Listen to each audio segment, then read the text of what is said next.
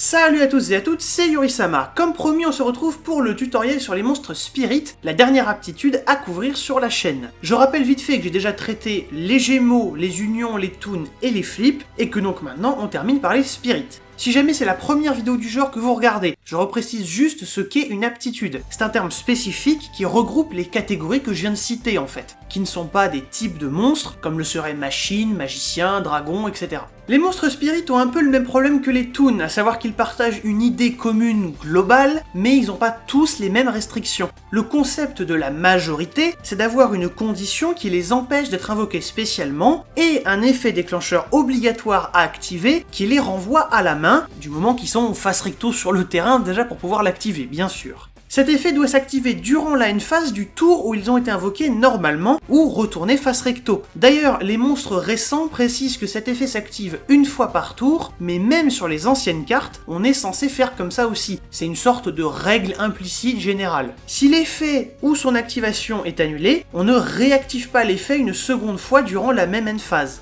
Également, quand on précise retourner face recto, eh bien on est aussi large que possible. Donc c'est à la fois les invocations flip, mais également le retournement face recto suite à une attaque ou à un effet. Souvenez-vous, on en avait parlé dans la vidéo sur les flips. Mais il est vrai qu'à part quelques subtilités comme celle-ci, et encore c'est globalement assez explicite, eh bien les monstres spirites disent tout ce qu'ils font. Il n'y a pas vraiment de mécanique hyper unique et détaillée comme les monstres Gémeaux par exemple. On a, comme je l'ai sous-entendu, des variations autour du schéma classique, comme par exemple Amaterasu, qui ne peut pas non plus être invoqué normalement, et qu'on ne peut donc que poser normalement. On a également la nouvelle qui va sortir dans l'Aube de la Majesté, Konohana Sakuya, qui ne peut pas être invoqué ou posé normalement, mais qui du coup peut être invoqué spécialement via sa propre condition d'invocation spéciale. Son dernier effet est d'ailleurs conçu pour garder un monstre spirit sur le terrain, car si elle est toujours sur le terrain, bon bah elle va revenir dans la main, mais si plutôt, à ce moment-là elle est dans le cimetière, on pourra alors la bannir pour empêcher un monstre d'activer ses effets durant cette end phase, ce qui empêchera donc un monstre spirit d'activer son effet pour se renvoyer à la main. Ce qui est d'autant plus pratique puisque ce renvoi à la main ne se fait que durant la end phase du tour où on l'a invoqué ou retourné. Donc forcément, du coup, après le monstre spirit, il va pouvoir rester plusieurs tours sur le terrain. C'est là tout l'intérêt. Même si c'est un déclencheur qui est obligatoire à activer, cet effet-là, eh bien vous pouvez quand même faire autre chose avant de l'activer. Tout ce que ça implique, c'est que vous ne pouvez pas quitter la end phase sans avoir d'abord activé l'effet en question. Mais c'est tout. C'est pour cette raison qu'on peut simplement activer et résoudre Konohana Sakuya d'abord, ce qui fait que du coup le monstre spirit ne pourra plus activer son effet.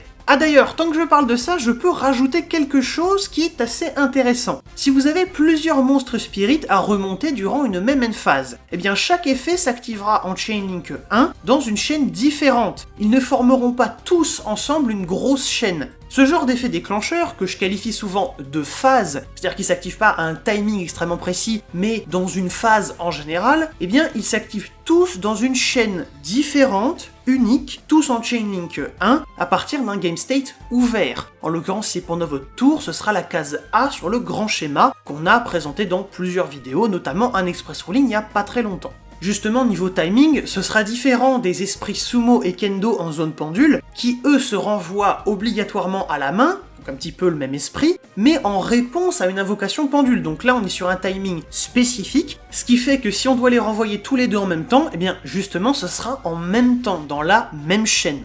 Enfin, pour terminer, je peux mentionner brièvement les rituels Shinobizo, qui eux, par définition ne peuvent être que invoqués spécialement, et uniquement rituellement dans leur cas, de par la condition qui est écrite dessus. Ils peuvent invoquer spécialement un monstre spirit en ignorant ses conditions d'invocation, ce qui est donc là pour ignorer la clause anti-invocation spéciale qu'ont la plupart des monstres spirites. C'est bien évidemment là toute l'idée.